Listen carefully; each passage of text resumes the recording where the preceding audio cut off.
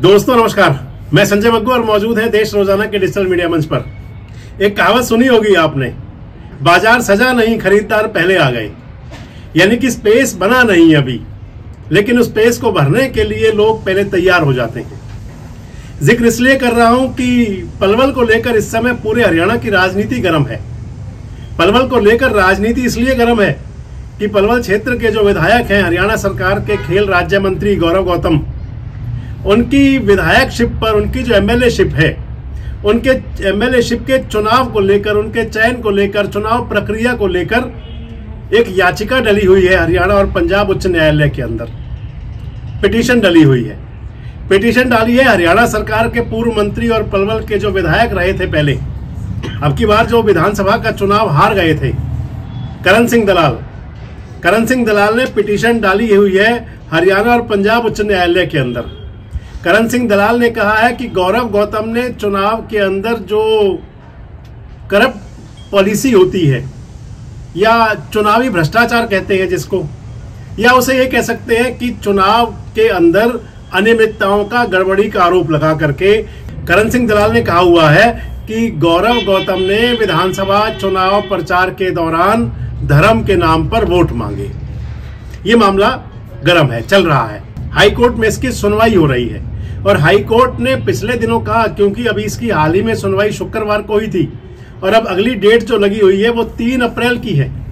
जब high court ने इसके अंदर सुनवाई करते हुए ये कहा था कि हम इसे रोज सुनेंगे, तो लोगों को लगा शायद जो राजनीति में रुचि रखते हैं, जो चुनावी राजनीति के अंदर अपना भविष्य देखते हैं, उनकी बात कर रहा हूं, और खासकर भारतीय जनता पार्टी से जुड़े हुए लोग, उनको लगा कि अब कुछ हो सकता है। इसलिए मैंने आपको वीडियो के शुरू में कहा था कि बाजार सजा नहीं खरीदार पहले आ गए। हालांकि उक्तियां तो और भी बहुत सारी हैं, लेकिन मुझे लगा किसी का आपको उदाहरण दूं। उक्तियां तो बहुत सारी हैं, गांव बसा नहीं, ये वो आप सुनते रहे होंगे, लेकिन बाजार सजा नहीं, बाजार में दुकानें खुली नहीं, दुकानों का मुहूर्त हुआ नहीं और खरीदार पहले पहुंच गए। इसलिए जोड़ रहा हूं कि पलवल विधानसभा को लेकर जो पिटीशन डली हुई है, अब राजनीतिक गलियारों में चर्चाएं हैं। राजनीतिक लोग ये सोचने लगे हैं कि शायद ये इलेक्शन रद्द हो जाएगा, कैंसिल हो जाएगा, उपचुनाव होगा, और उस पर भी कुछ यूट्यूब चैनल्स ने सीधे सीधे लिख दिया कि पलवल में उपचुनाव हो सकता है। बस इसी बात को लेकर के लड्डू फूटने शुरू हो गए, खुशियां आ गई, बाँछें खिलनी शुरू हो गई, तैयारियां शुरू हो गई, मेल मिलाप शुरू हो गए, आना जाना शुरू हो गया।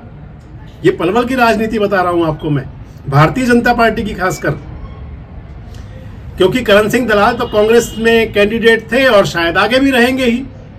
लेकिन अगर गौरव गौतम का अगर चुनाव कैंसिल हो जाता है, कैंडिडेट भी तभी होंगे।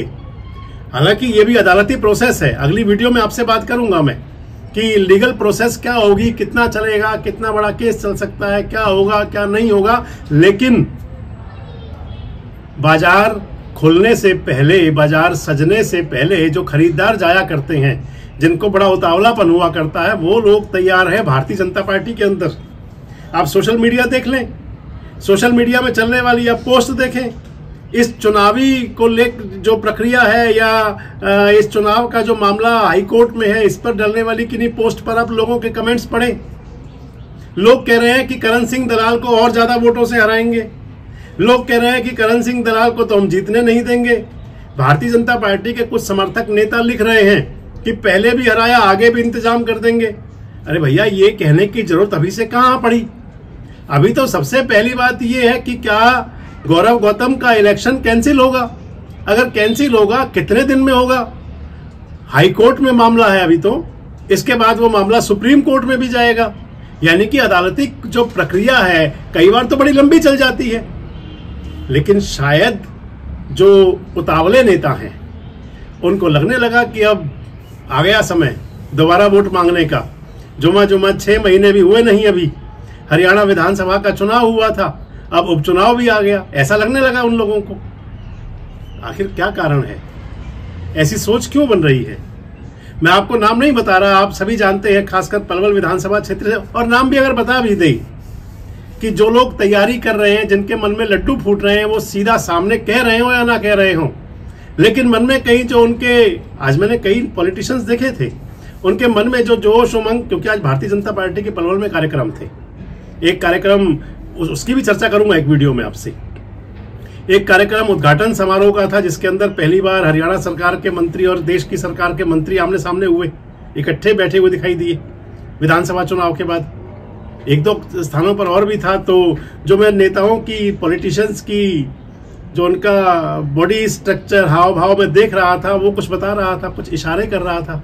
इसलिए मैंने आपसे कहा कि बाजार सजा नहीं, खरीदार आने शुरू हो गए, पहले तैयार हो गए, सूट बूट सबने पहन लिए और वही हवाया और हवाया जैसे।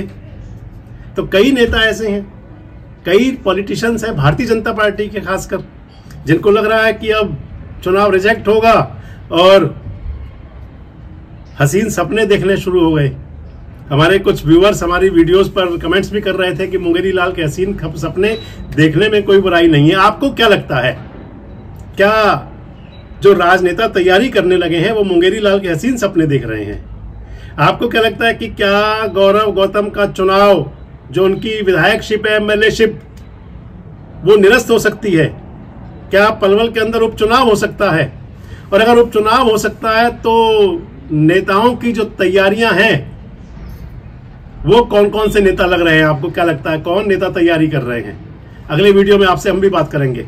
जरूर बताएं, जुड़े रहें हमारे साथ, देखते रहें देश रोजाना। हमारे साथ जुड़े रहने के लिए सब्सक्राइब करें देश रोजाना के YouTube चैनल को और नई वीडियो की नोटिफिकेशन पाने के लिए बेल आइकन जरूर दबाएं। अगर आप ये वीडियो Facebook या Instagram पर देख रहे हैं तो पेज को लाइक और फॉलो जरूर करें और ज्यादा से ज्यादा शेयर करें।